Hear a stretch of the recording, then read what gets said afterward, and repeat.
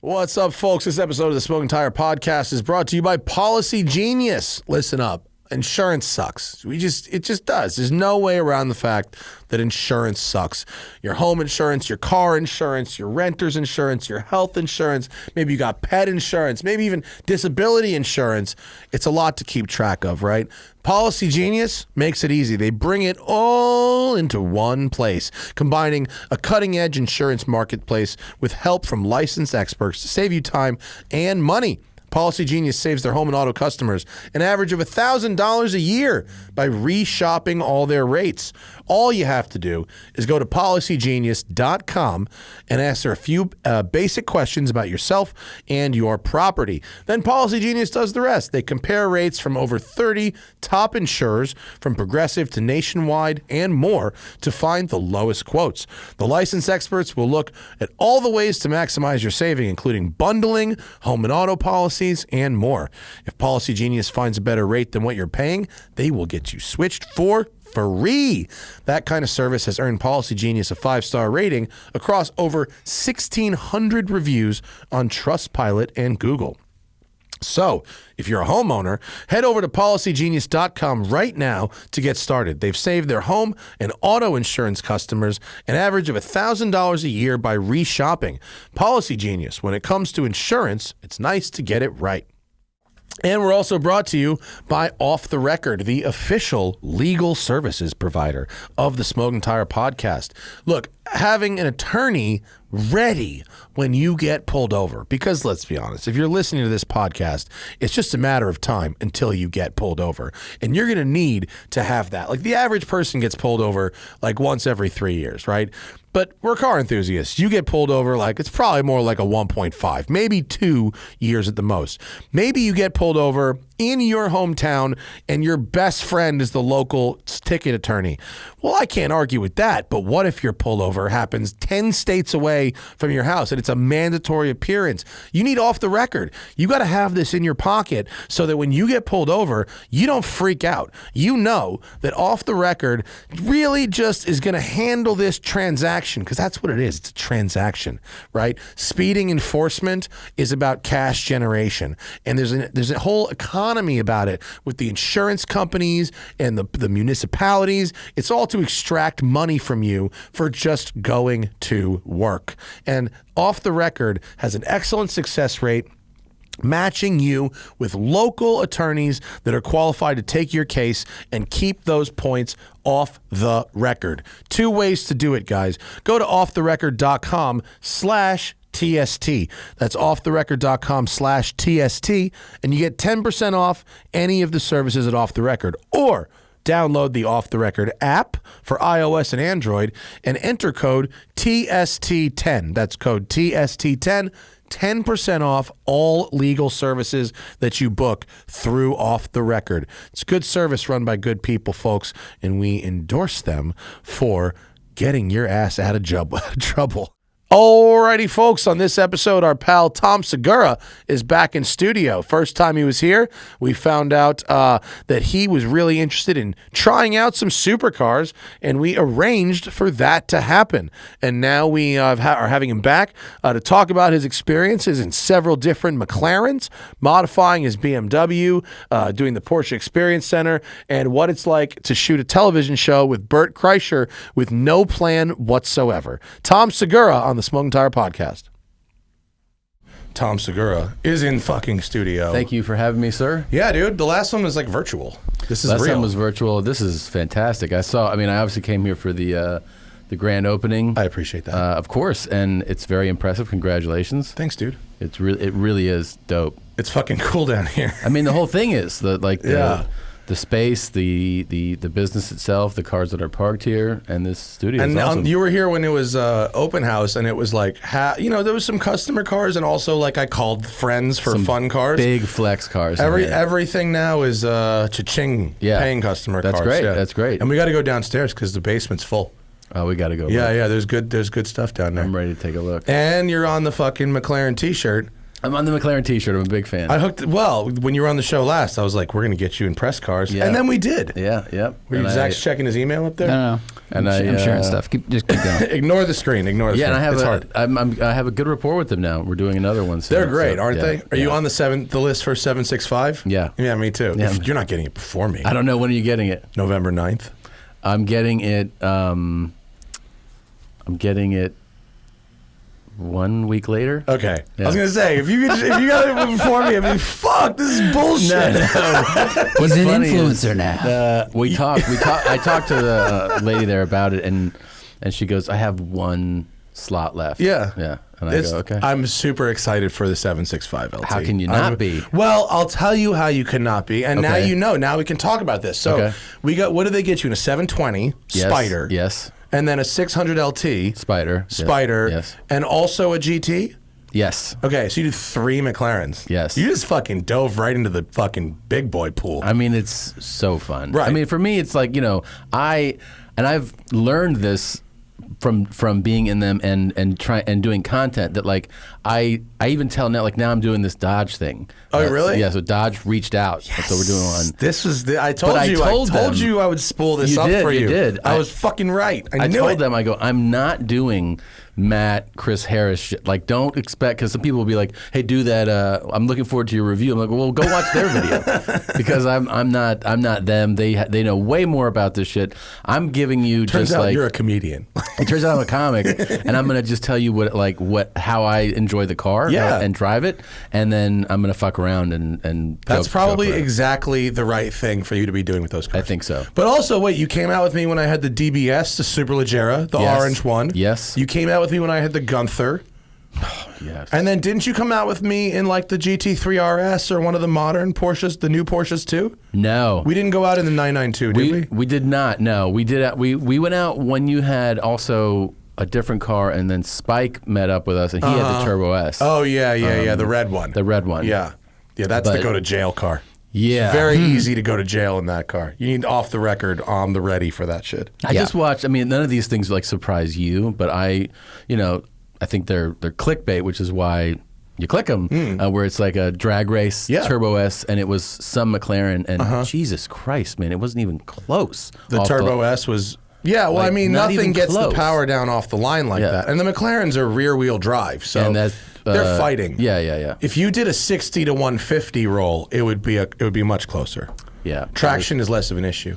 But like, okay, so 3 McLarens you got to have a go in. Yes. Distinctly different personalities. The GT, so different. The LT, and then the 720S. And it all, by the way, I mean, the origin of me getting into them is because of you, but my fascination with them all came from like reading materials, seeing the announcement of the GT, because to me, aesthetically, I was like, this looks like stunning.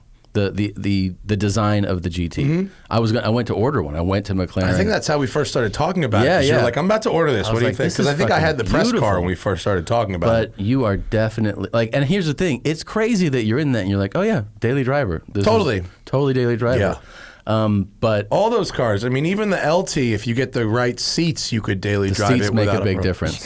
A big difference. Yeah. In that 600 LT, I had the track sport seats. The H.R. Geiger seats, we call them. They look like the chairs from the dining table in Beetlejuice. Kind of surprisingly comfortable for what you're looking at. You go, that's not going to be comfortable. Once you're sitting in it, you go, my body is experiencing 0 Gs right now. Yeah. Which is very cool. It's very cool. But climbing in and out of that thing, you're like, oh, God, I'm trying to go to CVS, goddammit. So I still, I go, this is a beautiful car, but you are fucked after you get into a 720S after.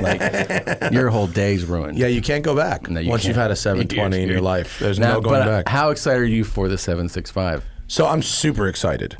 The only thing is that I'm concerned about is I love the 720 is basically the fastest thing I've ever driven around a racetrack. At Auto Club Speedway, not only did I see 180 plus on the front straight, which is the highest number I've ever seen on a road course. Yeah. I was able to slide 3 or 4 corners of that without any trouble and fully confident of what I was doing. And this isn't a $400,000 car. Like, those two things, like being able to go that fast and then also being able to do slides, because it has regular tires, right? Not like race tires, like regular tires.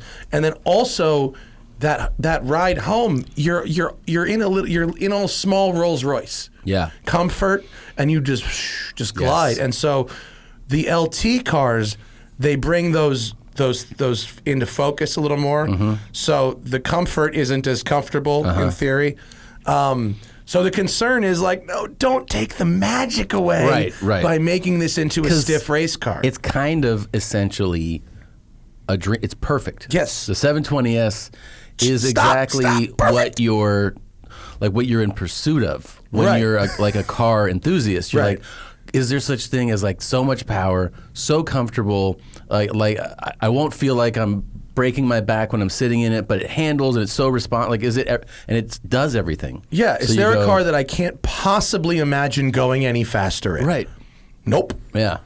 I think I told you this when I went to that track day that I was just referring to. You know, I drive with all the aids off. Yeah. Which, like, I have a lot of. I'm not fucking Senna, but I have a lot of experience, and I'm comfortable doing that. Sure. And there's some people at the track that were there with their own 720s, and they were like, "Oh, you got to get the tune, the downpipes and the tune. It's good for like 150 horsepower. You Yeah. got to get it." And I go, what mode are you driving in? They're like, oh, sport, you know. And I go, have you put it full off with that on? And they go, oh God, no, you got to be insane. So they're not even ready to get to that point where you actually are the one fully in control of it, and still people they can't help it. It's the fucking Well, they heroin. want to see of the more bigger power. number than their friend has, course. and they want to feel it on the highway once a month or something like that. Yeah. Well, what we're went to, learning about modified cars is highway roll racing is pretty much what they're all for. Right. You could say this is for track days, but I know what you're really doing. Yeah. The percentage of people taking it to the track, it's really it's like fractions of a percentage. Well, and the number of race cars, legit race cars that have that kind of power, 20%, Very right? few. It's like NASCARs have 800 and LMP 1 and 2 cars have a lot, but otherwise IMSA is at like 550. Yeah. And most people, like a lot of race cars are like 200. Yeah. like, GTD. yeah, and it's really fun racing too. Yeah. So the driving experience though is like I think a lot of people learn over time that the experience isn't necessarily enhanced by the power going up on a certain car. no, you know? it's not. Yeah. No, like the turbo isn't really more fun than the GT3. Right. You know what I mean? Right. It's because what's actually fun beyond a certain point, you can't think any faster. Yeah. I can't fucking drive this any faster. No, it could be 2,000 horsepower. I'm still going to go around this corner as fast as I can think. Yeah. And so beyond that, it's bragging, and it becomes more important about like, what do the pulses of the engine feel like? Like, does it feel like there's a lot of rubber in there, or does it feel like the engine's like bolted to your spine? Like, these sort of things kind of become a little more important. Like, how does the 1-2 shift, does that feel like, oh yes, precision, or is it a little more mushy? You know, that kind of begins a little more to be a little more important once you're going so fast that it doesn't. That guy that I brought to the open house here, so he's a very successful guy. Can buy, and he used to race competitively. His favorite car to drive, is a Miata. It's not surprising. And like, you know what I mean? Like, I actually love meeting people like that and stories like that where like this guy could write a check for any car. I bet you that guy in a Miata could beat half of McLaren owners around the racetrack. Yeah. He is a fucking lunatic in a car. And he's such a conservatively, you know, personality-wise and like, you know, just you hang around him and you would, if you didn't know, you'd be like, you can drive? And then you get in the car with him, and I'm just talking about on streets with him driving. I'm like, oh my God, like holding on for dear life. Drives. Is he like a very calculating kind of person? Because those, you know, like the engineer brain. He's a hedge fund guy. Okay. So he's, you know, but like it's all, he's risk averse actually. He's not, you know, he doesn't do anything risky. Well, it's probably you know? good that he doesn't have a 600 horsepower car. Yeah. You know, someone who drives like that in a Miata is probably best to driving in a Miata. Yeah. Because I put him in one of my cars and I was just like, oh my God, dude. And he's also like encouraging, like I'm driving, he's like, and I see that little gap right there. Because he used to, like I said, competitively race. He's like, punch her. I go, no, what are you talking about? We're on fucking Sepulveda. Shut up. He's like, you got to do that. I go, no, that's what the track's for. What are you If you doing? do not take a gap that exists, Yeah, you are not a racing driver. But Miata's encourage you to do that because I used to drive one. Like you put yourself where That's you his shouldn't favorite. be. That's his favorite. Dude, you ever drive like a Fiesta ST or like a hopped up Mini Cooper? You want to drive like a bag of shit? You get in a car like that. I have never gotten more tickets in my life. I had a John Cooper Works Mini, one of the supercharged ones, and it sounded like a horde of bees when it would go everywhere because the supercharger was overcranked. Yeah. Took out the fucking cats with, and you just would go. Yeah. Like Charlize in The Italian Job, everywhere. Going. And just tickets after tickets after tickets after tickets. That's your most ticketed car? Oh, yeah, by far. By far. I got a ticket on the way home from the dealer in that car, buying it. Brand new, 96 and a 50. Wow. Do you still have the, I saw the little press thing on the wall, that Mustang, the 5.0. You still have that? The Shelby? The black one that like it says like Farrah's tricked Oh, out. no, the IRS? Fox body? No, No. I sold it last Okay. year. Okay, Yeah. okay. Did good on that. It looks cool. It was a fucking awesome car, but it got to the point where looks were there, chassis was there, handling was there. It wasn't all that fast. And so those 5 liters, horsepower is really expensive. Yeah. And it was at the point where either this car just is what it is, or I have to put an entirely new engine and drivetrain in it because it was like 250. Were you driving it a lot? Not really. Yeah. No, Does I that don't go know. back to the earlier topic though of sometimes more power is not better? So you're in tune with the steering and the shifting and the suspension, all those things. The chassis was over, once I redid the whole chassis, that car was a 1988, but by the time we were done with it, the entire underneath of it was a 2004 Cobra. Oh, wow. And so it had so much more chassis and tire than it had engine at that point. Yeah. It just like, it needed a whole new engine. And so it would have been like another 25 grand. I just remember we went out also. I followed you when you had the Mustang, the new, what is it, GT350? Or the 500? Or the 500, the lime green, the lime Yes, green one. yes, Yeah. I just had the orange one. I just had the carbon fiber wheels on it too. That car, we had it on the track. Dude, it's incredible. And I'm not even just talking about the power, which was extraordinary. Because you had to go in it, didn't you? Yes. It's fucking crazy fast. Yes. But the turn in and the brakes and the balance with those carbon fiber wheels, it was absolutely I extraordinary. mean, that's a little different than when you expect, right? Out Yeah. of those cars to have that type of handling. I mean, we've driven the Shelby 350R before, and so I What'd you know think of that? It's fabulous. It's absolutely fabulous. And comparatively? It's like a GT3 to a turbo, same kind of thing. The R is a little more gnarly, and it's manual, and it's got a really nice gearbox, and it revs to a fucking zillion. And this, with the supercharger, and the dual clutch, it's a little more that wave of torque. Yeah. Fucking, this thing, it was really, really crazy fast. Yeah. And it was only, we used it as a benchmark car. I got this new YouTube show called Sorted that we're doing. It's like a tuner car shootout thing, sponsored by Auto Tempest. Thank you very much, folks. And it's a tuner car shootout, right? Yeah. But when you have a tuner car shootout, you need to have like a benchmark car, so the audience at home can be like, these cars are as fast as sure. So in the East Coast Regional, we got a ZR1. Which was a lot of car. Yeah. And then I brought the orange one, this one, to the West Coast Regional. Was the orange one the same as the green one? Yes, except it for had the carbon wheels fiber. and the big GT like wing. Okay. Which were like $18,000. It's a God big damn, difference. it is. But scroll down just a little bit. Where is it? There it is. Down a little more. Una más. There it is. That's it. Orange with the carbon fiber wheels. I got It's you. very pretty. So one of the tests we did for Sorted is a 60 to 150 acceleration test for the tuner cars. So without giving away how many the tuner cars did, you got to watch the show. We did it with the ZR1 and we did it with this. And the ZR1 is a smaller, lighter car with really the same amount of horsepower. This was only, the Shelby was only like 3/4 tenths behind the ZR1, 60 to 150.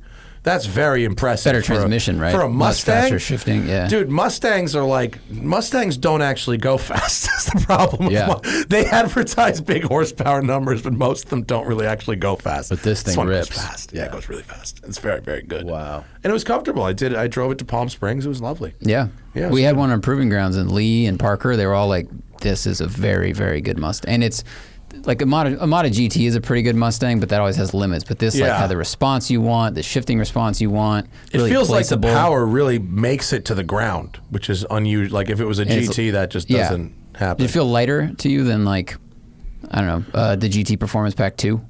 Like lighter in the hands. Yeah.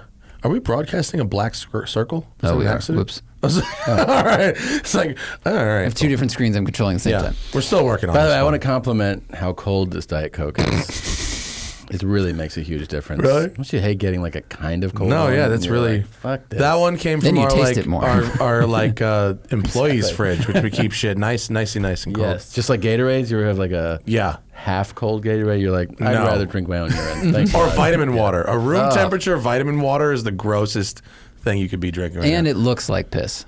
Also. Yeah. It does. Or like an ice cold Fresca is about as good as life gets. The best. So wait, just to wrap this one up on the McLarens, you also had the LT. So you said a 720 really fucks it up after you drive a GT, and then you drive a 720 and you go, well, fuck me. Yep. And then you drove an LT and you texted me afterwards, and I was surprised at what you said. Well, what I said was that like you for me pick up on this is not a 720S. Yeah. But you're immediately like, hey, this is not bad at all. this is a lot of fucking fun. Yeah. Yeah. I mean, it felt like a slightly dialed down. Now I did have in the 720S, it was more of their comfort seat. Yeah. And in the LT, I did have those race seats. Yeah. So I was actually more comfortable in the 720S. Well, you should be. Yeah. Yeah. But driving wise, I mean, this thing was pretty incredible, man. It's a little more race car theater. Yes. Yeah. No. That's a good way of saying it. The engine mounts are like right there, so the shifts like bang, bang, bang. Yeah. The top mount exhaust, the whole deal is You're very probably fun. more used to this. I mean, you're definitely more used to this. But it's funny to me how, there's some thing of being very self-aware that you're in a car like this when you're in it, right? You're like, I'm driving a fucking crazy car right now. It's hundreds of thousands of dollars. The amount of people when I'm in one of these who cheer and clap and wave and like salute you. Did anyone salute? I mean, people Someone are actually like, salute you? They're like, you're the The fucking old British guy. Oh, but yeah, but it's just weird. Anybody heil? That, Yeah, no, people are about it. They get excited. they get excited. I guess in my mind, I go like, they're going to be like, hey, fuck you. But they're not. I mean, maybe they are. But I notice people going like, they're like, fuck yeah, man. Yeah. Like they pull up to you to red light. They're like, that thing's dope. You know when they do the fuck you is when you fucking zing first gear in like a 20 mile an hour zone. Yes. Like even I live over by the beach and people drive up my alley in their fucking, it's always a Challenger or a Charger, but sometimes it's a Huracan, first gear, Corsa or whatever loud mode is, and just zing out first gear. And like, I was 22 once also, but now I'm that guy that's like, anywhere else. Yeah, anywhere else. And you roll your eyes. But if you're just rolling, people like to see that They shit do. for sure. It's pretty cool. Yeah.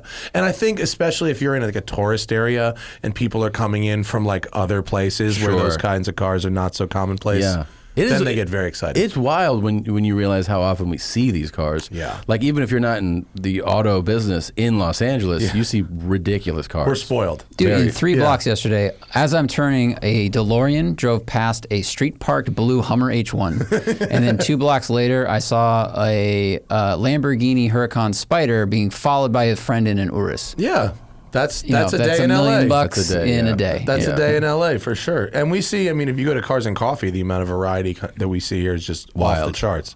Yeah. You don't need to go to Pebble Beach, really, if you go to Good Cars and Coffee here. Like you could go once to see it, but you're going to probably see just as high quality cars and you don't have to pay all the money. You can also go to Pebble Beach and have tickets to 0 events. True. And see and experience almost everything. True, but you'll pay $1,000 a night Have you for a been to Pebble Motel Beach 6. Concourse? No. A Pebble Beach traffic jam is one of the most unique experiences you could ever be in. This is for like their during the car week in Car Pebble Week, Beach up in Monterey. There's events there's car shows and vintage racing and all different kinds of shit, and it's scattered about Monterey Peninsula.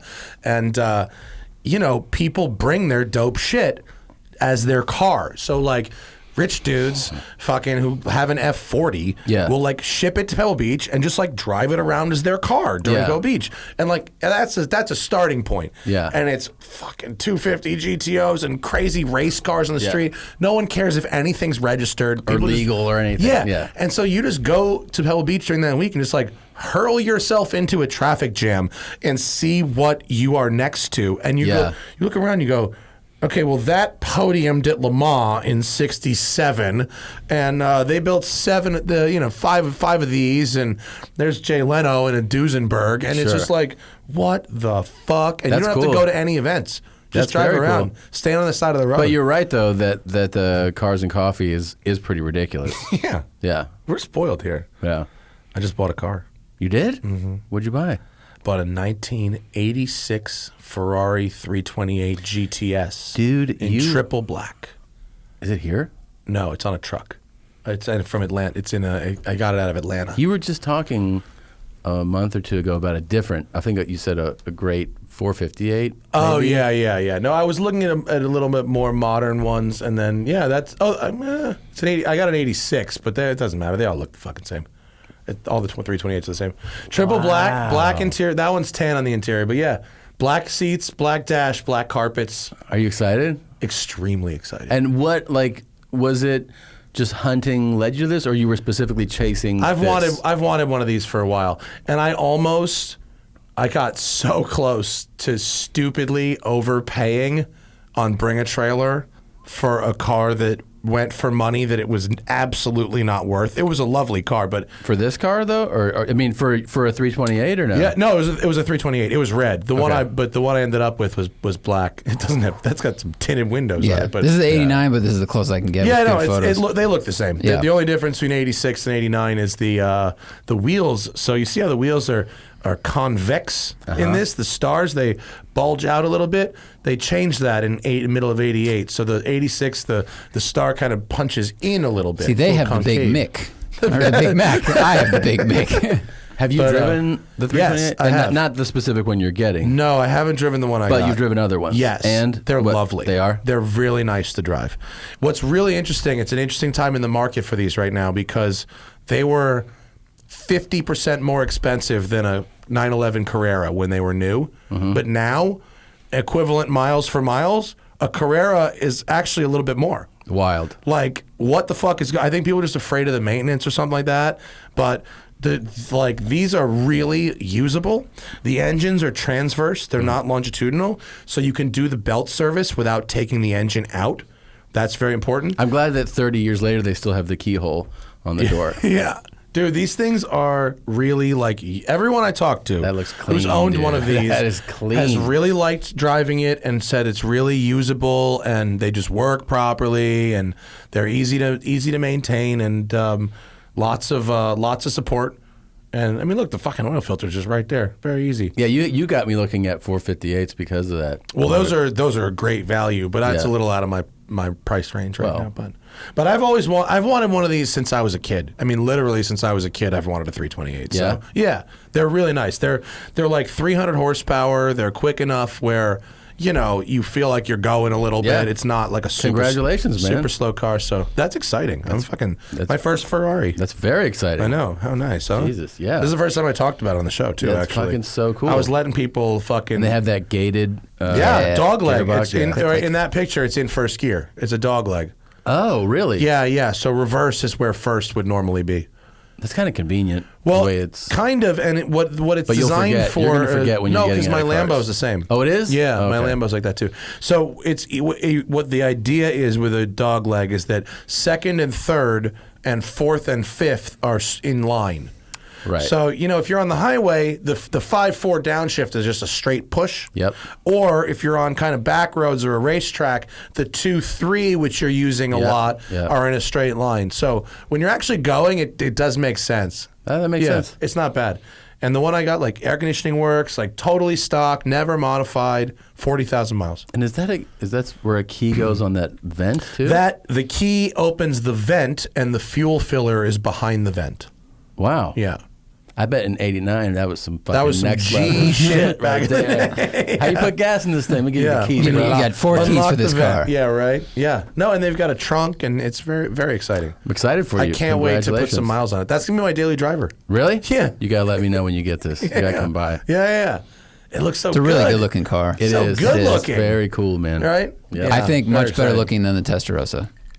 I agree. I think it's better looking than both the 308 and the Testarossa. Yeah. There's some like purists that like the 308. I like the 328 better. I like the inch bigger wheels, and I like the later front end. I don't like the 308 nose that much, but you know, this is very exciting. I feel like you're Very gonna feel like Michael Jordan pulling up to his games in the '90s and shit, man. Dude, he had some good cars. He had some He had the cars. Turbo S. He had Yeah. that like candy red Range Rover. Did you ever hear that story? I think it was Gary Payton's story. So like Mike was obviously big flexing all the time Yeah. in cars and everything. And so he was, it got out that he had a Ferrari, and you'd see press photos of him. And I'm sure, all the players would talk about it. So during one regular season game sometime in the 90s, I think it was Gary Payton was like, "What's up, man?" Like on the court, he goes, "Yeah, I got a Ferrari too." And Jordan goes, "Yeah, but you paid for yours." And you don't say much after that. That's No, you don't. awesome. Wow. Did they give him one? Like probably. Probably. Yeah. Someone did, because his salary was still, I watched Last Dance like everybody else. Outrageous. It was outrageous, but for a while, it wasn't that crazy compared to now. But he was like the first one to really crack He the egg didn't- of big endorsements. He didn't redo his contract, which he could have. He just let it ride and was making he was like the 30th highest paid guy in But the it was NBA. all about the endorsements. The endorsements yeah, were like yeah. $50 million a year. Yeah, already, yeah. and that's So in who the gives a 90s. shit? Yeah, he was. Yeah. Yeah, didn't give make a nice fuck. with your owner But and then fucking cash Nike's check. when that contract was up, and this is in the 90s, though, like we'll pay you $33 million a year. Yeah, Which is like because he only did 1 year contracts because Yeah. they kept trying to extend it, and that's why they went to 6 but not 7. yeah, nuts. Shit. My dad played golf against Michael Jordan back in the day because my dad was a CEO of Foot Locker. Remember Michael Jordan cologne? Remember that was a thing? Mm-hmm. Like 96, What if 97. I'm like, I used to have gallons of that shit. It was, did you? No, I no, but I'm sure anything that Michael was endorsing. No, I was when like, it "God, launched, and my dad was a member of a fairly exclusive golf club called Quaker Ridge in New York. And it was a private club. Michael was like, "Oh, I always wanted to play there." I'm like, "Come on down." So they played, and of course, Michael was a huge gambler. Yeah. And he exaggerated his skill a little bit. He was like a 6 handicap at the time. He said he was like a 2. My Okay. dad ran a publicly traded company, and he didn't want the shareholders to think he spent too much time on the golf course, which he didn't. But he's a naturally gifted athlete. My dad is like 6. You met him. He's Yeah. 6'4", Yeah. 240, right? Yeah. This was 20 years ago. He would tell people, he'd report that he was a 6 and he was really like a 2. So he's a really good golfer. He was a really good golfer. Like a 300-yard drive. He was an animal. And so they played, and Jordan wanted to play him for 2 G's a hole in 98. Mm-hmm. And my dad was like, nah, he wasn't really that rolling like that. But they agreed to like $500 a hole or something. And my dad took like $5,000 off Off of Jordan? Yeah, That's off of unreal. That's great. I always wondered when he did these bets. Then is it like just cash in his pocket? Yeah, probably. Yeah, or is he Yeah. like, I'll have Alice call you on Monday? Well, do you remember in Last Dance, they called him out for writing a check to this guy that wrote a book, and it was for like $150,000. Like, what was this for? And he's like, I owed him a bunch of gambling debt from playing golf. Like, I just whatever. Yeah, It was like, yeah. Well, there's who that gives a clip shit? there where Yeah, he's they're like, like, you gambled too much money. He's like, he's like, and? it doesn't put my family in jeopardy. Right. Man. Like, Yeah. And someone crazy. else framed, I don't know why the news didn't frame it back then, but they were like, look, he's making $50 million a year and he's playing $10,000 on the golf course. Like, this is like us betting $2. Yeah. Which is a really good point. That's it's all very relative. good point. But to the general public, it's like, oh my God, you're Right. crazy. Yeah. right? 'Cause Ridiculous. The general public doesn't make $50 million a year. Yeah, we don't know how to scale stuff like that. Right. Like, I go to Vegas and I put like 100. I'm like 100. Here's my gambling money. Yeah. And I still get the thrill of winning Sure. and losing. I still get the little rush, but like I don't know what it's like to be like, You ever I gotta watch play. somebody gamble that? I was walking through, was it Bellagio or the Wynn? Just walking through, and I heard like a bit of a cheer. So I just stopped and I turned, and it was this dude with his chick, and there's no one else on the table, and he's playing 10,000 a hand. So there's like just a little crowd watching. Just him versus the dealer. Yeah. And I was I'm just gonna like, play all the spots. I just kept watching, and like he just kept, and he would win, lose, win, like the same as someone playing $20 a hand. Yeah, it's not actually that much more exciting for him to play that much money than it would be for us to play whatever we can afford. Yeah, exactly. But I was just like, every time he would look, I go, God! I mean, I just would like want to scream. $10,000? But yeah, that was him, man. Yeah. I mean, Mike was the same, I guess. I'm sure. I think he still does that. For sure. What else is he doing? You don't shake that. Because like he lives for the rush, the adrenaline, and the competition. Yeah, and he still makes that. What does he make from fucking shoes now? Probably more. Probably like 60 to 80 It's million probably a year. more. Yeah, he probably makes more not playing. That's fucking crazy. Yeah, it's crazy to make that money 15 years after you play. Yeah. I mean, most of those, you retired. You're like, my earning years are over. And not mine. Not his. His are just getting going. Him and Charles Barkley on TV, or not? Charles Barkley on TV.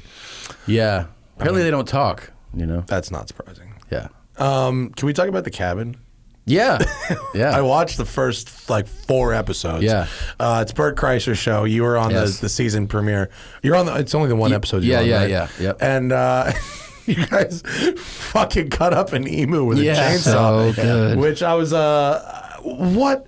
How did he sell this fucking show? What is this Well, stuff? it's really funny that you bring it up because Bert calls me and he goes, hey, I'm doing a show for Netflix. It's like having comics stop by and will you do it? And I go, yeah, of course. And then as you get closer, I'm like, so what are we doing? He goes, we really don't know. Like, he goes, I don't even know what the fuck I'm doing. And I'm like, okay. That sounds very right. Then it's day of, where they have you go to a set and, you go into a trailer and wardrobe lady's like, yeah, wear this. And then a producer comes in and I go, hey, what are we doing today? And he goes, we're really trying to figure it out, man. I go, look. Because it's like a hybrid kind of reality. You know what I mean? Like, there's things It's where almost they go, like the inverse of comedians in cars getting coffee. It's like instead, it's like it's like presumably the backdrop of some kind of a chat show. Yeah. Have my friends come to this cabin. But you add independent activities that kind of, fun. It's basically, fuels it. if you really want to like strip it down, it's like they were like, why don't you do a podcast? Yeah, but like with axes at this house, and we'll give you some shit to do. Yeah, but it's basically you're watching comics hang out. Yes, pretty much. But I just walk up to the house and I'm like, what should I do? And they're like, just ring the doorbell and then they'll let you, and then just go and see what happens. And I'm like, is this really your show? And then I'm walking around with him and he's like, oh, we don't know what the fuck we're doing. Okay. Wow. So but did the emu show up? Was that planned? We had no idea. So we're in the house and we're talking, and he's like showing me stuff, and I'm like busting his balls, and he's breaking my balls, and then they're like they just tell us to go into like this one room, and they're like, I think they said no, they didn't even tell us. They're just like the doorbell rings, and somebody's like, go to the door. Like basically telling you, go. So we go, but there's no that's an authentic reaction. Like it had like a note. It was like enjoy your lunch or something on it, and then we open it, and he was like, oh my god, and there was an emu in there, like a full dead emu. It had just died, which is a huge bird. Holy crap! It's a fucking ostrich. Yeah, it's huge. And what were you supposed to do? What did he think you were getting? I was like, what? He thought you were getting just emu meat? Oh, yeah. That's what he was like, I thought they were just going to give us stuff to grill. And then we go up there and they're like, all right, you got to butcher this thing. And he's like, I don't know how to do it. I go, I don't either, but I'll give it a shot. And then the butcher shows up afterwards. That guy was so funny. I got sweets. He's like, they call me sweet because I'm sweet with the ladies. And we're like, that's not why they call you sweet. Oh, man. He goes, hey, you did a really good job with this. Like, who did this? Did you actually just get a leg? Is that pretty much what you did? It looked like you just did a big leg.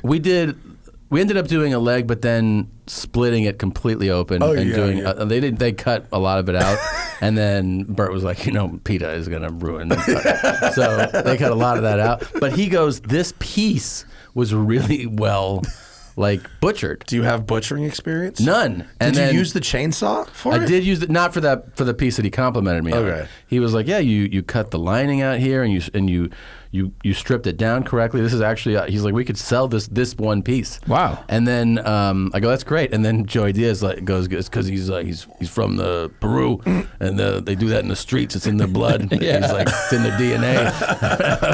I go, well, I don't know. Did Joey Diaz bring hundreds of milligrams of edibles? He was popping shit in his mouth. Yeah. The amount of edibles that man can consume. He's just grown a gland, I think. Like adrenaline, it just oozes stars. When he dosed me, because he dosed me when I was in Miami last year. Did he really? Oh. Yeah. He told me, because I've told him that, I mean, look, it's just what I prefer. I like 10 milligram doses. To me, it's like a glass of wine, and it's what I enjoy. And he was like, this is a 10, and I go, no, it's not. And he ate like 5 of them, so I go, I guess it is. That's like I've developed an aversion to iocane, immunity to iocane powder. So how many? What was it? 100? It was 100, but it was dipped in hash oil. No. Oh man, 4 digits. That's 4 digits. It was Joey Diaz could just go, no, it's cool, Bob, and just murder 5 of them as. He did a set after he ate it. He did a set. And was it good? Yeah, he was killing. I watched it. Does he even get stoned? Can you tell the difference? You know what the funny thing is? I always thought, because there's people who, they're like, I'm fine. And you're like, really? Like, like they just have this, just doesn't affect them the same way. Yeah.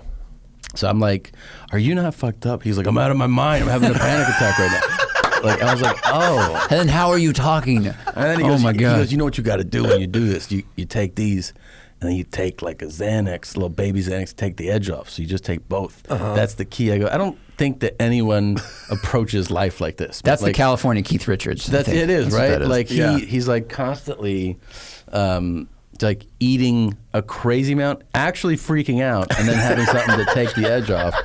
He's like, yeah, that's how I just kind of roll. So crazy. Just That's fly. It's like a hippie speedball. Dude. Yeah. The funny that's thing a new was, hippie speedball. there was a friend of mine with me named Mike Cronin who was opening my shows, a comic. He also took one. And the thing about edibles, the time difference, like it can take, maybe it hits me at 30 minutes, it hits you at 45. Right. Well, he sees me all fucked up, right? I'm like, I know where this is going already. And he goes, he's fine. He's like, he goes, so I thought you were just like this lightweight that was super fucked up. Because when we last saw each other, he was like, I don't feel anything. So the next day, I talked to him and I go, so you were fine? He was like, he goes, dude, I slept on the bathroom floor of a hotel room. Oh, no. Like, I go, what? He goes, I drove back to the hotel and I started to feel it a little bit. And I got in bed and then I woke up and I kept hearing thoughts like, don't jump out the window. Like, oh my God, really? Telling me don't. He goes, I was in the bathroom. I kept feeling like I was going to throw up, but I didn't. And he goes, I just slept on that tile floor. Then he got into a car and drove. This is the next day. The next day he goes, I drove all the way from Miami to Tampa. And he goes, I was fucked up. And then I went and I had dinner with my parents and I was fucked up then. And then I went in my room, like their guest room to sleep. And my mom was texting me like, is everything okay? You seem quiet. And he's like, because I'm out of my mind. Wow. It took him like 2 days. It took me like 2 days. Yeah. That's what I don't like about edibles. If you go too far, it's like it's with you for a day or two. Which is why it's important. Like your number. dose. Yeah. And like and then Joey's way of he doesn't apologize. He doesn't go like, hey, that was wrong. That doesn't happen. So what happens is he'll just call you a lot. A bitch, cuz. Yeah, no, he just calls you a lot. So he'll like when you start getting so that week I was like, annoyed that had happened. He would call, hey, everything all right? I'm like, yeah. He goes, you feeling good? I go, I mean now, 3 days later, yeah. And he goes, so you home? And I go, yeah. He goes, you with your family? Yeah. He goes, your kids are good? I go, yeah. He goes, so what's the problem? And I go, that's such criminal logic that you think that's the way to resolve this. And he's like, oh, I reset you. You need a good reset every once in a while. I go, I didn't ask for a fucking reset. That's a fucking dangerous friend to have. Man. Oh, yeah. the friend that thinks they know better and they have chemicals with them. Yeah. That's like if we go out and then I rob somebody like when you're in my car and then I'm like, what's your fucking problem, man? Yeah. Like, all I Your did, kids are all right. You got some money now. It's Fight Club. It's when he takes the liquor store guy out and puts a gun to his head, and he's like, "What do you want to be?" And he's like, "Veterinarian." He's like, "That tomorrow, that guy's gonna taste food like he never had before." Exactly, yeah. Back in like, I don't know, senior year of high school, freshman year of college, before anything legal, any of that, I made, made cookies, weed in them. And I just put I had no idea how much to put. I just put all of it in. Yeah. Probably fucking ounce of weed in butter and made, a dozen cookies. Yeah. They were sugar cookies and they fucking were green. Like Christmas green. Yeah. And not from fucking anything food coloring. Wow, your fans are crazy. The fucking comments are going crazy. I can't read that fast. We got to a ski house, me and my friends, like 6 of us for the weekend, snowboarding, right? Great. Friday at like 5, we get there. We eat the cookies. None of us went skiing the whole weekend. We fucked the whole weekend. Fucked the whole weekend. Yeah. The entire weekend. It's too much. It's too much. One cookie. First time I worked in Must post be out 400 here. milligrams. Oh yeah, and it devastates you. Yes, it's so fucked. I was working at a post-production place like 18 years ago here. I don't even know if I'd ever done edibles. And this guy goes, "Do you want a cookie?" So he comes in from he works. He's like a PA. And I go, "Okay, yeah." And I think I had to pay him like $25 or $50 or something. And he gives me one giant cookie, like a giant cookie. And I go, "What do I eat?" And he goes, "Eat the whole thing." And I go, "Really?" And he goes, "Yeah." And I'd heard stories. But didn't you paid $50 and you're like, "Yeah, that seems like one No. serving." What I did was, I remember I was home on like a Friday night, like just watching TV, and I broke off a piece of it. And I watched TV for like half an hour. And then I broke off the second piece, which is now, so let's say now half is gone. Mm-hmm. And it's been a total of like 50 minutes or something. And I'm like, this is some bullshit. Like I got fucked over on this. So I ate the rest. Mm. And like an hour later, tears, crying, thinking about like people that I wronged in life, like being like, I feel like I should call my sister. I haven't like. I'm a bad son. that's- I'm a bad brother. That's when you're halfway to really need to psychedelics. change my life. Yeah. Yeah. That's when edibles become bad mushrooms. You get the introspection. Ugh. This is like I don't before. like it. It's too hardcore, man. No, Yeah, I don't want to agree. introspect. I want to see fucking dinosaurs. I want to can't laugh and like enjoy music. Yeah. You know, that's all I want out of this. I don't want to think about like that. I didn't call my sister on her birthday. Yeah. I Yeah. fucking cry about You it. got to come to a show with me and Christian on Instagram Live Friday, breaking down music. It's fucking fun. Oh, that does sound It's a cool. good time. Yeah, I like you that. got to come do that. This Friday, people, at noon Pacific. Every Friday at noon Pacific. We're going to make it regular. Nice.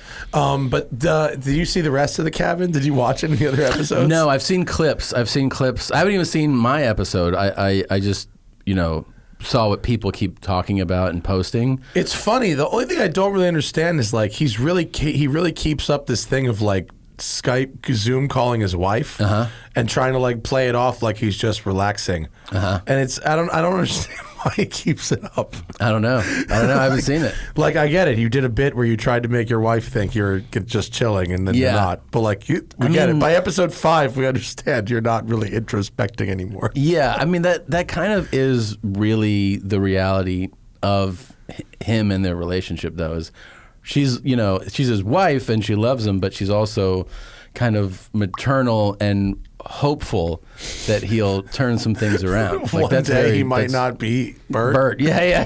She's like, fucking like, can you at least just dial it back a couple notches? Yeah. I can't imagine the angst of being in a relationship with that man. Oh, I know. And what happens is, I think from what I've gathered over the years of knowing them, is that like she has gone like full acceptance. You know what I mean? When someone's like, this is like, you can't change this. This guy's in 6th gear all the time. So yeah. Man, you guys got fun friends. Are you doing Sober October right now? Fuck no. Yeah. No. All We right. did Bert and I did Two Bears Live on last Thursday. Mm-hmm. So it was a pay-per-view, and it was like a Pay-per-view? A pay-per-view. Is that a good gig? It was great. Really? Well, what happens is, like, I've been doing Your Mom's House Live pay-per-view once a month. And so it's uncensored. You can show anything. And then we took it to the next episode. We shot sketches. So try to raise the cool. production value. Oh, nice. So on Two Bears Live, the whole thing was we're getting wasted on air. So I ate milligrams, not 100, but I got up to 40 and I was ripped. 40 is a good time. And Bert drank 2.5 bottles of wine and like 3 vodkas. Oh my God. This is all in a 2.5 hour span. And he was lit. And then we had shot things. We went and saw a dominatrix together. So we showed that footage. We played tennis. We had a bet going. We showed that. So we just like you got bits. We have bits that we actually put in the live. There's show. added value. That's Exactly. awesome. Yeah.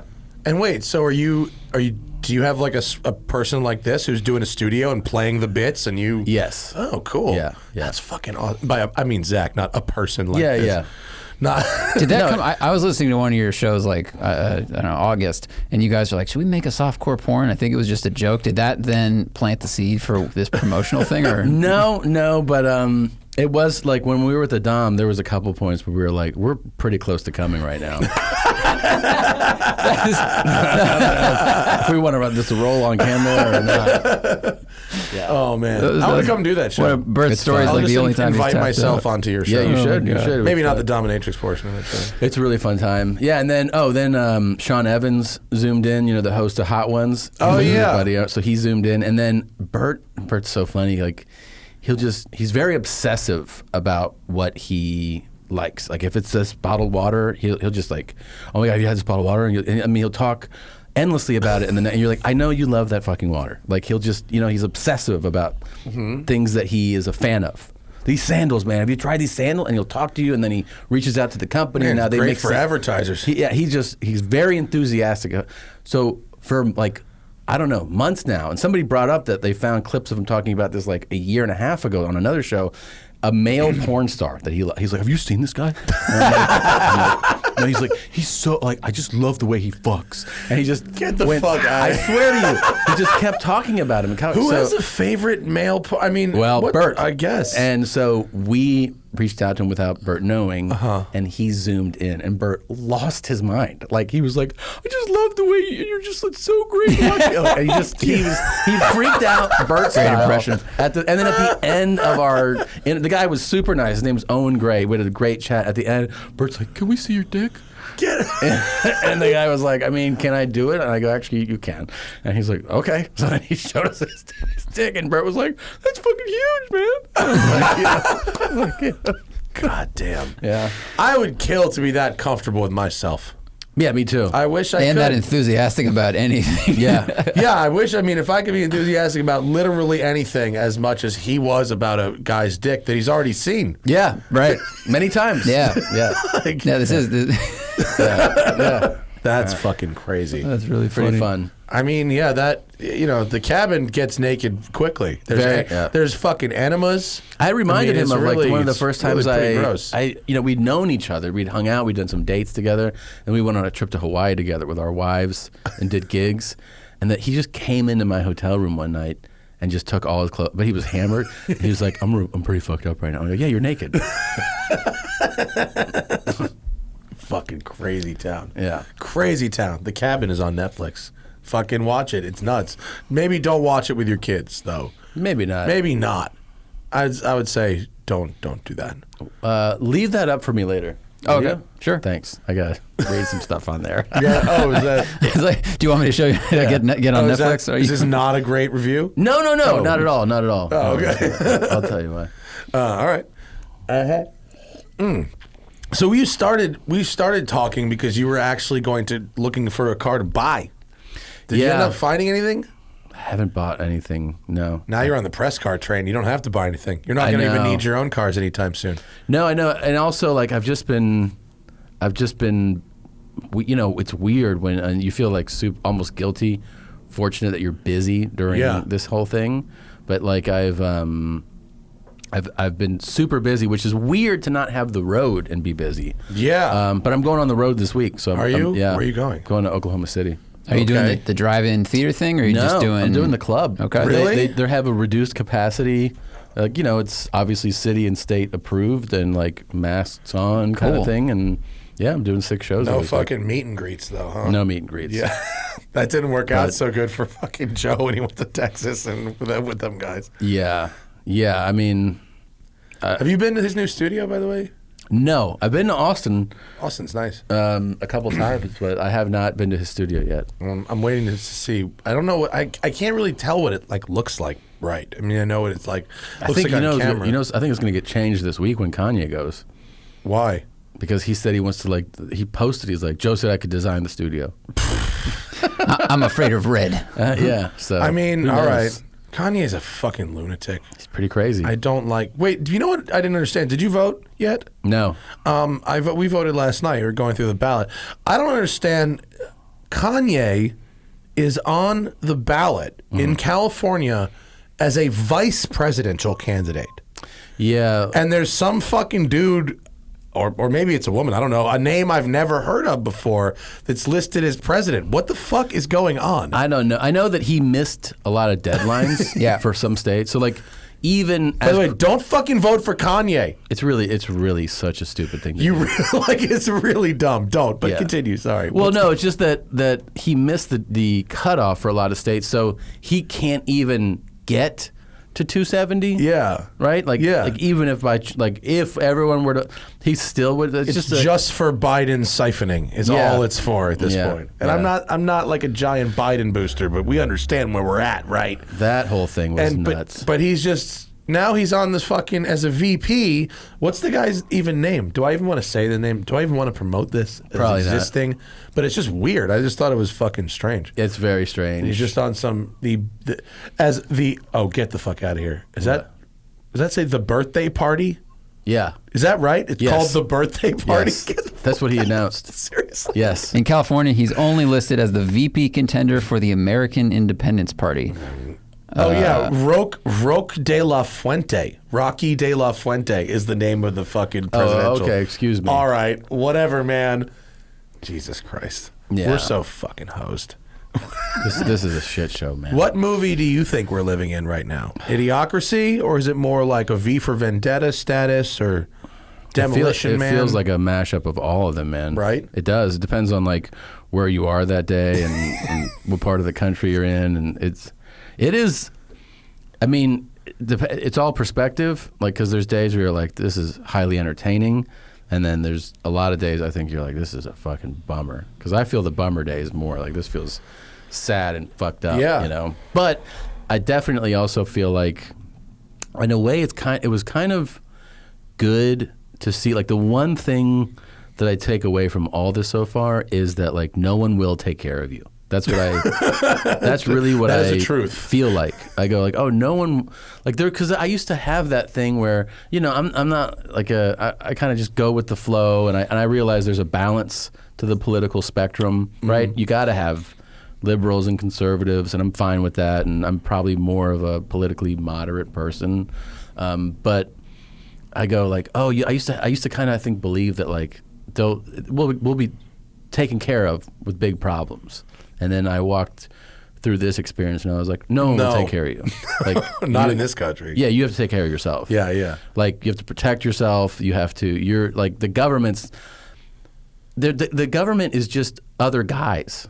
You know, that's what this showed me. That like, Yeah. you know, when you just see like some guy. Yeah. That guy could be like running your fucking city. Yeah, Just, like, and they that's have what it is. their own And- motivations and like Yeah. their own fucking bullshit behind the scenes that you'll never hear about. They're not savvy, and they're not like as smart as you think. Like when you imagine when you're a Not kid, at you're the like, very top yeah. too. No. You're like, no, it's just somebody else who can make bad decisions also. And there's a certain type of person in this country that gets to do career bumper bowling, Yeah. basically. Yeah. There's a certain type of like old white baby boomer man that pretty much gets to bumper bowl themselves to like a real position of power, whether it's It's corporate wild. or government Yeah. or whatever. Like, And the there's government a lot of ones- incompetent people running enormous fucking companies Enormous. just because they've been there for a really long time. That's true. Yeah, that's true. I mean, with companies, it happens.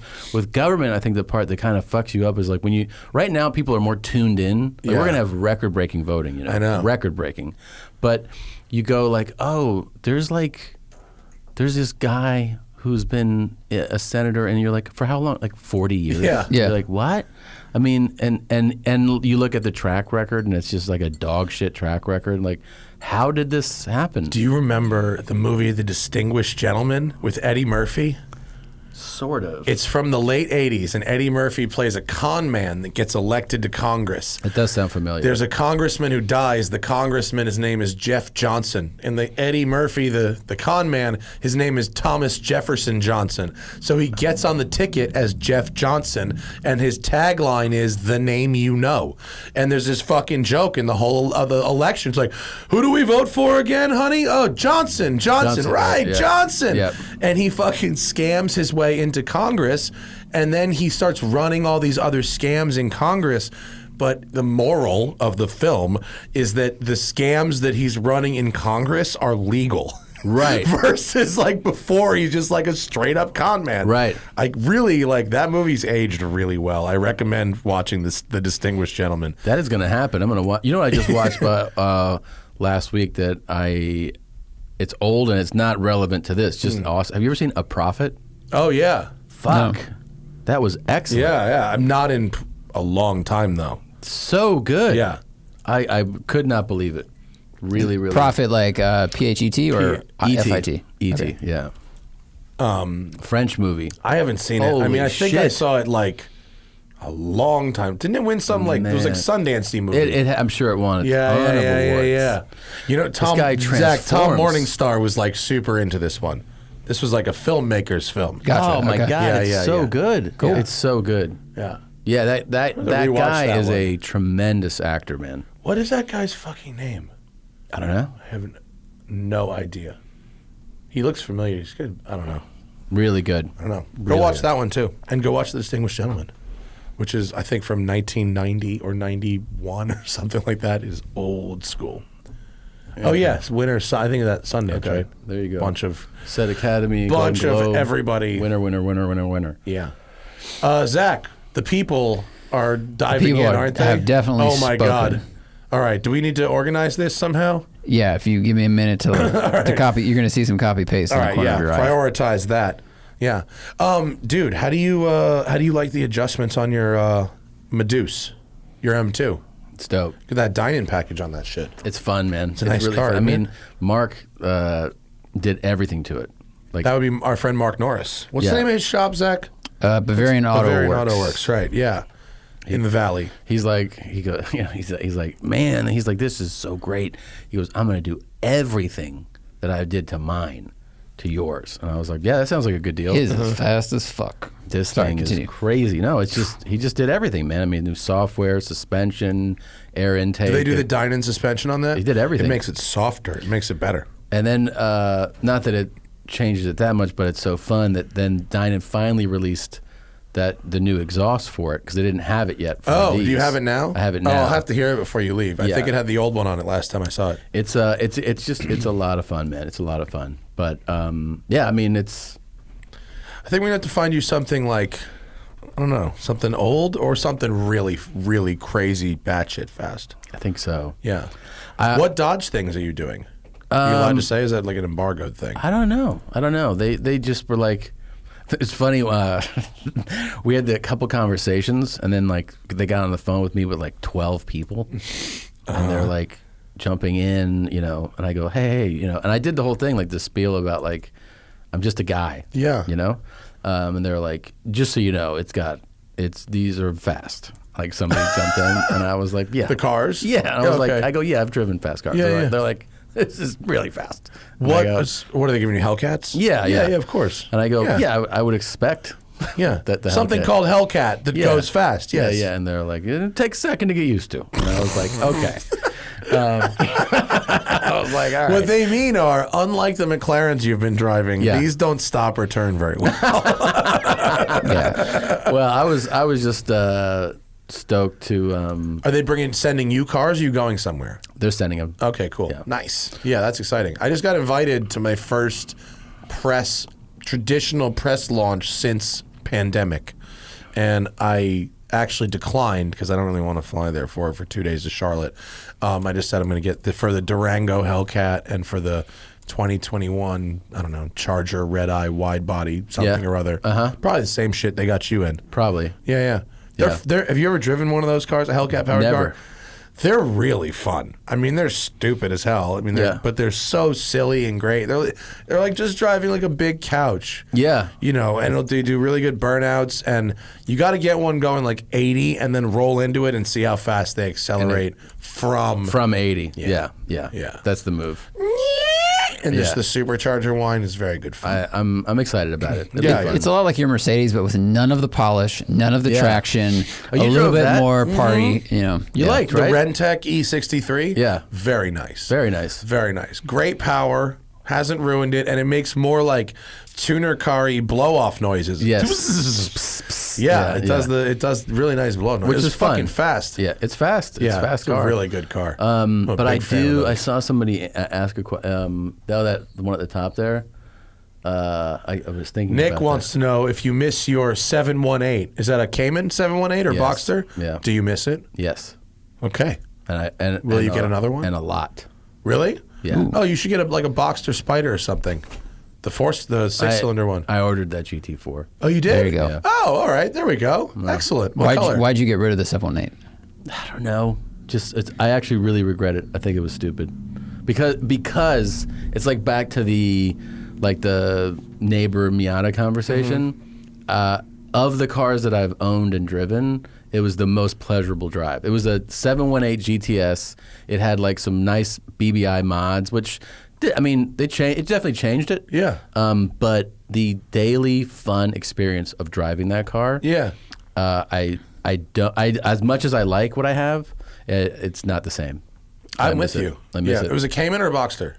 It was a Cayman. Yeah. Yeah. Those cars are great every day. They're really fun, man. Yeah. Like that car, like what I'm saying is, I could be on the freeway and sure, like, whenever you're in any car like that, other crazy cars will pull up and, try to race you and stuff. And like, yeah, you get dusted by some Turbo S or something. But the fun of driving that car, the fun of going to the Comedy Store and then driving through the canyons home was like, oh man, like every night I would be ear to ear smiling driving through those things. Oh, on going down Sunset on the way home, yeah. And I would cut I would cut through the canyons to drive. It was just like, go up Benedict Canyon or Coldwater or whatever. Just the way taking turns in that car was perfect. When you've got mid-engine balance and you've got the double wishbone suspension, it can actually like really absorb the bumps well and keep the contact patch. So it's not super bouncy. Sure. Yeah. You know? And I would take that car also to do, if I do like Brea or Irvine, and the best would be finish your gig, and then it's 11:30 at night or something, and drive home like that. Just stick it at 100. Oh, yeah, it's they're so good for fun. that. They're nice cars. I got pulled over in that coming back from a Santa Barbara gig. I could see that happening. Yeah. How big? Was it in Ventura? It was up there. Yeah. Yeah. And it was a female police officer who goes, "You're going pretty fast." And I was like, I don't even know. Stammered through it. I did the thing where I look down at the console and I go, I don't even know what all these do. I just got this car today. And they like run your plate and everything, and they're like, all right, no warrants. And then they're like, just keep slow it down. Oh, warning? Oh, Yeah. nice. I was nice. like, yes, of course, slow it down. I frequently, almost every time I've gotten pulled over in a press car, it's been like the first day I had it, where I'm like, I just got this today, and I'm not used to it at all, and so that usually works. Yeah. But then they're like, you were walking away from us, and we were going 110. Yeah. Yeah. And they're like, but you've driven before, right? It's not your first time in a car? And you're like, I think so. I was in a Turbo S, and you were in an F-250 with a cargo box on the back. So, yes. Yeah. Steven wants to know if my little red Lamborghini Countach will suffer from being at the Peterson for so long. I mean, it's obviously not great to let cars sit, but like I drove that car every week for 18 months. If it sits once for a couple months and then I go back to driving it a lot again, it'll probably be fine. Yeah, it'll probably be okay. It'll probably be angry with me the first time I try to start it. They also said that at the museum they're going to start it and warm it up every month, so it won't be totally idle. Nick Albo, favorite 90s rapper whips. Oh, there's a couple of directions to go there. We talking about like 64 Impala? Oh, right. Or are we talking about like Ice-T's? Ice-T had like Rolls Royces and Benzes on rims and shit. He had really for good me, taste. it was like all about like in that era, because that's the hip hop era for me, but also mixed with the explosion of like NFL, NBA. You know, I was all about the Benzes back then. The big body Benzes. The Benzes, man. Yeah. Like I thought that was the statement piece. Yeah. A lot of, like Ice-T had that. I feel like Guru had a Benz and Eric Sermon, like EPMD. They had like Beamers and Benzes. That was the thing, like the big body. Ice-T Benz. had a Sometimes 560 the Ssc, Yeah. which is the big pillarless one from the late 80s. Those were the shit. Yeah, those are pretty dope. The Biggie SLs had were the big. 124 convertible, the E-Class, the E320 convertible. Oh, he did? Remember the was remember it that. wasn't was it the Hypnotized video where him and Diddy are the one where they're driving in reverse. There's a whole video where they're driving an E-Class convertible in reverse. And those things were like 90 grand new, and now they're like $13,000. Really? Trailer. Yeah, but they cost a lot to maintain. Actually, what is that video? Is it the Dead Wrong? Dead Maybe. Wrong video? I guess. Yeah, it's him and whatever. Who cares? Who cares? Yeah. Or like you can go the full Euro tuner like Gimbala 911s and stuff. But you shouldn't. Tom, what car would you consider to be a guilty pleasure? What guilty pleasure? Is that guilty pleasure is like something you're embarrassed to be seen doing but really like? I guess. There's no car that would embarrass you. I don't think so. No. No, I mean, I don't consider them. I mean, they're all kind of a pleasure, right? Yeah. There's people like my Vespa outside. Yeah. I ride my Vespa everywhere, and I put a video up of my Vespa this morning. Yeah. There's a couple people that are like, nobody wants to be seen riding that. Get the fuck out of here, dude. That's not true. That's not true at all. I have never driven a motorcycle before. You haven't? And then I did last week or 2 weeks ago. And I mean, this is on a residential street, a Bonneville T. Oh, Triumph? I guess. Yeah, Bonneville's a Triumph. Yeah. I've never been on a motorcycle. And then the funny thing is, all the online coaches, they're like, first of all, it's the wrong bike for you. Second, and you're like, hey, Yeah. dude, I don't know if you missed the whole part where I've never driven a motorcycle before. Any motorcycle Like, is at the all? right motorcycle Yeah, for the like first that. time. Yeah. But Nothing about that I is was the wrong about bike to for the first time for you. I felt the thrill of it, and then just getting used to the clutch downshift, and I was like trying to find neutral to brake, and I was like, holy shit. And I was, of course, everyone was like, you're wearing the wrong clothes. I was wearing shorts and fucking t-shirt, and they're like, you're gonna die. And I was like, yeah, that's why I got off. Yeah. So yeah. But was the bug there? Were you feeling it? No, I mean it was fun. Yeah. But I don't want one. You don't want to do that? No. I started by riding scooters. Yeah. And starting by riding scooters and then moving to regular motorcycles, because Yeah. like the manual transmission thing can be a little overwhelming at first. Yeah, at first, Whereas yeah. a scooter is just like throttle Yeah. and then brakes. Have you seen those? What are they? Zero bikes? Oh yeah, the electric ones. Yeah, they're sick. That must be Super crazy. sick. Yeah, they're cool. Yeah, they're That's awesome. just hold the throttle. Yeah. And last week I was up shooting that sorted show, the tuner car shootout, and one of the teams brought a Grom. You know, the little mini Hondas. You know what a Honda Grom is? Can you get a picture of a Grom? A Grom is like a supermoto, but small. And it has a scooter engine. It's a 125. It's like literally like a miniature motorcycle. Ooh, yeah. But not so miniature that an adult can't ride it. Right. Like remember them pocket bikes back in the day? Yeah, It's yeah. not that. You can ride on the street. It's like a miniature motorcycle, and they're like $3,000, and they go about 55 miles an hour. That's fun. Extremely. That's fun. And they have one. It's like a scooter plus. Like you have gears. It's gears. It's a little scooter, quicker. but gears, yeah. But But you should not get one of those. serious. You just ride it around the neighborhood. My producer it was his bike, and we shot the little piece, and then he posted it, and then all this was done without my wife knowing, and then he just showed it to her. He's like, "Have you seen Tom's new video?" She was like, "What the?" Oh no, you got to warn her first she about was, that shit. She was like, "You're riding motorcycles now?" And I was like, "I don't even like it." My parents came to visit me in LA when I first moved out here, and they saw the motorcycle in my garage. Like I didn't crash it, like nothing happened. They never even saw me ride it. It was just in the garage. My mom like collapsed in tears, Sure. and just begged me to sell it. Yeah. which I actually did. You did, yeah. I did sell it. Yeah, There you go. But scooters, for some reason, they compartmentalize Yeah. completely. I sold it, and 2 years later, I was like, I bought a Vespa. She's like, oh, those are fun. Yeah. Well, it's not thrilling to try to go How- fast on a scooter. Says you. No, I've topped them out, but like You I did drive it them once. every day, the Vespa? Or like, Yeah, unless I have a test car. Yeah, pretty much. And how fast does it go? My Vespa, my Yeah. green one outside, will go like 80. 80? It's a 300. I have the fast one.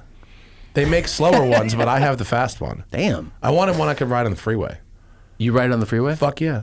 It goes 80. You're crazy. No. It's a little bigger. Shopping cart wheels. No, for a long time I had a little 125 that topped out about 55, and I rode that on surface streets and I commuted around and went everywhere. No freeway. But then I was like, I'd really would have more use out of this if I could go on the freeway. And you do the lane splitting thing like the motorcycles do? Not like the crazy people do, but yes, I lane split. Yeah. Lane splitting's safer. It is? Yeah, because it's one of those things that seems sketchier, but actually the most dangerous part of riding a motorcycle in traffic is at night. If you don't lane split, if you're waiting at the back of a bunch of cars, an approaching car might not be able to tell you apart from the car in front of you. That makes sense. And they crush you, rear-ending you. That makes sense. Whereas if you lane split, you're now at the front of the line and you have a cushion of cars behind you. Okay. So that's like anecdote versus data kind of thing. Yeah, Okay. yeah. It's if you lane split at really high speed, it's sketchy. Yeah. But in traffic, it's chill. Yeah. Tom, where do you post the content you create with the cars? I post them on my personal Instagram, which is Segura Tom, and then I post it on my personal YouTube page, which is the YouTube/Tom Segura page. There you go. Brandon says, what is better value for money at the racetrack? A gear ratio change or 20 horsepower? My 1979 Fiesta is fun in the corners, but needs some more speed. I can get dual Webers for 20 horsepower or better gearing. I vote gearing because the gearing you don't have to tune. Yeah. Once it's in, it's always there. I mean, granted, if you go to a track that's more open, it might not work perfectly. But if you can get gears for the similar price of carbs, I would rather have gears. I would say that too, and also gears don't add any stress to your engine. Yeah, adding more horsepower is more stress, more heat. Even on a '79 Fiesta, so gears don't change your engine's stress level. So there you go. Pierce. Oh wait, sorry. We'll skip Tom. Skip that question. We'll go back to Evgeny. What's better to buy for Canyons, daily, and track use? A 2013 C63 or a 2015 Lexus RCF? Ooh. All things considered, I'd say C63. I was going to say neither and get an M3 because I don't think the C63, it's fun. It's real fun. But on the track, the transmission's not great. Yeah. They feel heavy. And the RCF, I just don't like it. I'd rather have a GSF than an RCF any day. Yeah. GSF's a better car. Yeah. Between those two, I'd say C63, but I agree with Zach. E92 M3 with that rod bearing issue sorted, that's your way to go. Mm-hmm. Yep. Racer Fleming, best driver's car under $10,000. Nothing new under the sun here. Used 86s, used Fiesta STs. Sure, the suggestion is a Fiat Abarth if you're into that. Miata. Miatas, all day. yeah, Miatas, lots of Miatas, plenty of Miatas, and used GTIs. For sure, would get you down there. Any Honda Civic with decent suspension on it will be fantastic. Yeah, and it'll work all the time. Suggestions. Oh, Nat EP91. Suggestions on new seats or a pad that would help my bad back in a new Trans Am. Well, first off, all my old cars, dude, I replace the seats in because I have a bad back. So I always try to get Recaro seats, and then sometimes I even have a lumbar pillow, like a Tempur-Pedic lumbar pillow, sewn in there. So it depends on your specific problem, but definitely taking out the seats and replacing them with a brand new motorsport seat that's usable on the street, that's going to be much better than the stock seats in an old Trans Am for sure. You got a few minutes, Tom? You in a rush? No, cool. I'm good. All right. Pierce says, what is the best underhanded driving experience? Oh, underhanded driving experience. So what they mean by that is in luxury cars like Rolls Royces, you have these nubs down here so you can drive underhand. It's like a luxurious, I think the question means, what's the best luxurious driving experience under $30,000? With all-wheel drive, I would say Chrysler 300. Oh, there you go. Can you get an all-wheel drive Chrysler 300 for less than 30 grand? A used one, yeah. Oh, yeah. Yeah. All right. Chrysler 300. Those are soft. They are. Or a Charger. Yeah, either one. Charger 300. Yes, probably. I would do that, yeah. Good to see 40 mil Tommy survived. Yes. As a crossover fan, Oh, I'd like to suggest a driving match as retribution for the tennis match. You versus Bert racing. Yeah, we could definitely do that. Does he have any motorsports skills? You know, Bert has a sneaky gift. He's very, very hand-eye coordinated. Okay. Like has high level. So he has a great golf swing. He has a great serve in tennis. He has incredible. He did bow and arrow. Yeah. He'll hit a bullseye. So In the cabin, he was doing axe throwing, but he was standing really close. Yeah. 8 feet from the target. I mean, I don't know what experience he has. But I think he would be, I'd be down. I think he'd be down. Do karting probably. Karting is probably the best for a TV bit. It's probably the easiest way to capture it. Where should we do it? Well, you could go to K1, but electric Fontana. karts kind of suck. I would say you go to California Speedway and Or do their Adams. outdoor track. Adams or has Adams good karting, too. Motorsports Park in Riverside. Yeah, that looks almost like a real racetrack. Either way, it's going to be a drive, but or Willow Springs. Yeah. There's a good kart track at Willow Springs. They do have a good kart track? Or you could do drifting with Naoki at Drift 101. That would be fun at could be Willow fun. Springs. That could be real Drifting's a good time. Everybody loves drifting. Everyone loves drifting. Yeah, That's true. Did you hear about this car, the Ssc Tuatara? Are you familiar with this? No. So there's this company called Ssc. They have a new car called the Tuatara, and Tuatara? Yeah, it means something in something. It's it means like the wind or some shit. And this car just broke the record for fastest production car. It did a two-way average of 316 miles an hour in Nevada, and it peaked out at 331 miles an hour one way. Our friend Jason Castriotto is the designer of this car and came on the show yesterday to talk about it. And so the manufacturer is Ssc? Yeah, That's Ssc is a small company. Ssc stands for Shelby Supercars, although I think they can't actually say Shelby Supercars because of Carroll. Yeah. They're built actually in Washington, about 2 hours east of Seattle, in Washington. Looks fucking nuts. It's a nice looking good-looking car, car. right? Yes. It has a 1,750 horsepower twin turbo V8. Yeah, right? Yeah. And a carbon cell, and it's geared out to fucking 350 miles an hour, and they were still accelerating at 330 and ran out of road. Yeah. Crazy town, right? This is the craziest thing I've ever heard. Yeah, right. I didn't- 330 goddamn miles an hour, and this so it's What's it look like on the inside? 1.7 million. That's will how get much you they one. are? Yeah, that'll get you one, and it's all designed and manufactured in the U.S. of A. This is wild. Crazy town, right? Yeah. How much are those Koenigsegg, the new $2 to $3 million for a Koenigsegg? And how fast do they go? Yeah. I think it was like 277 or 270 something, Yeah. 280 maybe. I mean, this is another. But No, I know. they're literally Jason, the designer of the car, told us that after the test driver, who was like a Le Mans racer, proper driver, Oliver Webb. Oliver Yeah. Webb is his name. After he came back from the run, he said, I hope no customer ever actually tries that. You don't want. There are a lot of crosswinds, he said, and while he was doing 300 or something, the car moved from one lane 3 feet to the left all of a sudden, and they're kind of like, done. Yeah, it's got to be intense. Yeah. For those of you guys listening to the show live, and live meaning today, Monday the 19th, tomorrow, Tuesday the 20th, our full episode, which is 90 minutes with the designer of this car, is going to air. I'm going to check that out. Come back and check tomorrow. That Jason is is the coolest. Yeah. Jason also designed the Ferrari 599. If you remember that car? Yes, I do. He designed the Maserati Gran Turismo. He did? Yep. Oh, Yeah. wow. And we grew up in the same town. We're both from Greenwich. He's about 7-8 years older than me. You guys both from car town. guys. Yeah. He, I knew his dad actually randomly. I didn't know it was him. Yeah. Now, is this company, are they brand new? Have they been around? They came out with one car back in 2007 called the Ssc Ultimate Arrow that was sort of an unfortunate looking car, but at the time, the Bugatti came out and went 251. This Ssc Ultimate Arrow came out a year and a half later and went 257. So this company out of nowhere came out with this fucking weird looking little car. Here's the Ssc Ultimate Arrow. Came out with this car. It kind of looks like a little bit like a Diablo, a little bit like a Koenigsegg. It was the guy's first go at designing something. And but it went 257 miles an hour. It held the record for a bit. Yeah. Really wild. And then, do you know how much how many they'll make in production for They that? say they make 100. I think it's 50, right?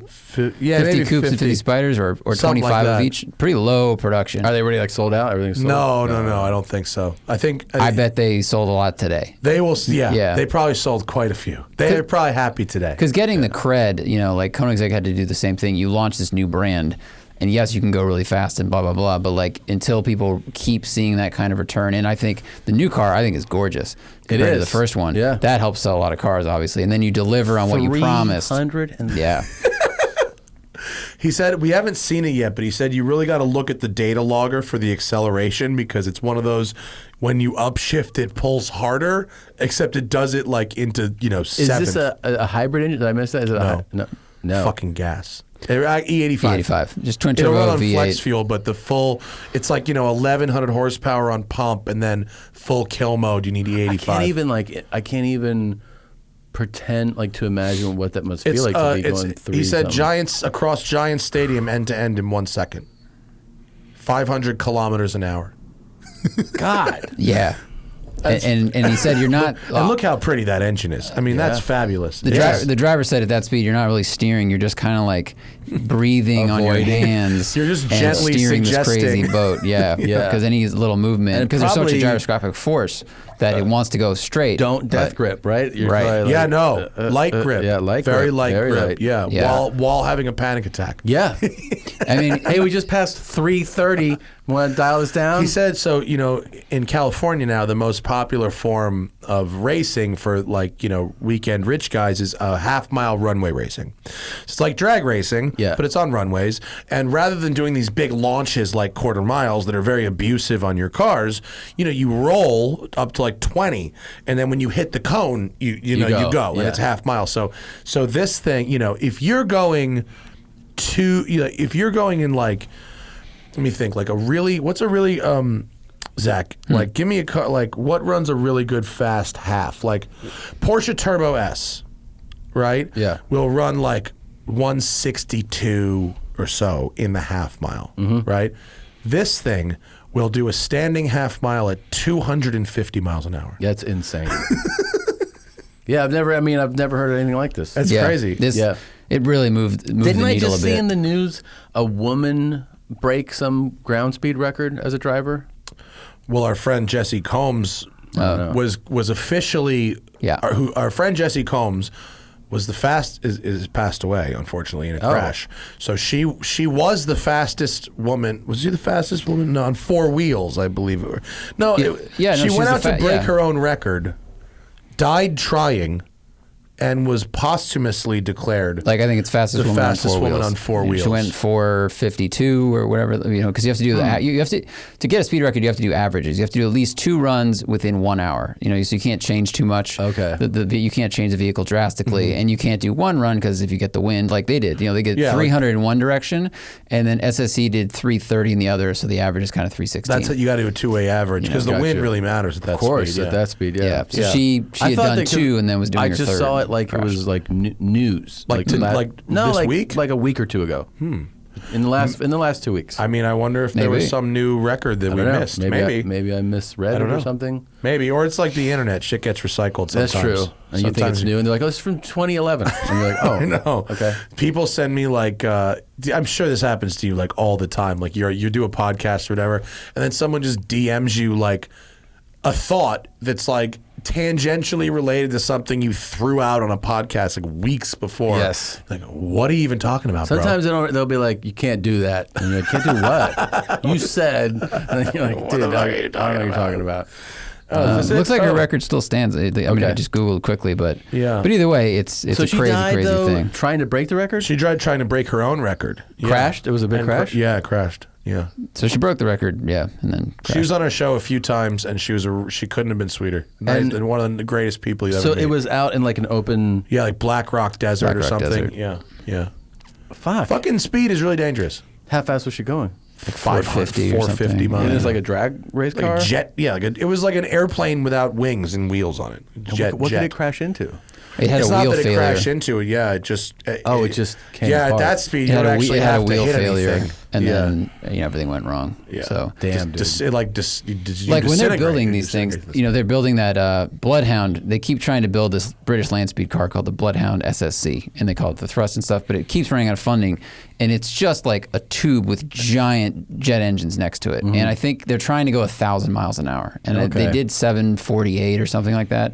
And they picked the desert and all this stuff, and they were supposed to run it this year, but they ran out of money again. But when they made the wheels for it, which are solid aluminum, they have to test the wheel to spin at 50,000 RPMs.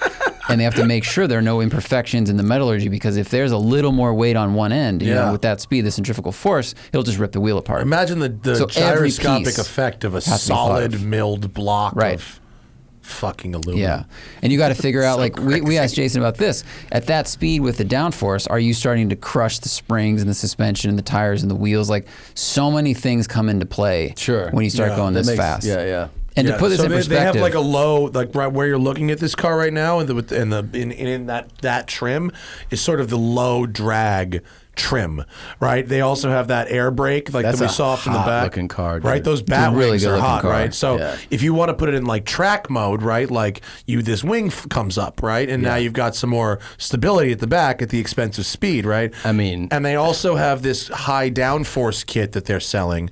So if you don't care about going 330, but you actually want like proper stability, you get the high downforce kit. It has more of like a GT style wing. Sure. You know, talk about a car that could use a wing.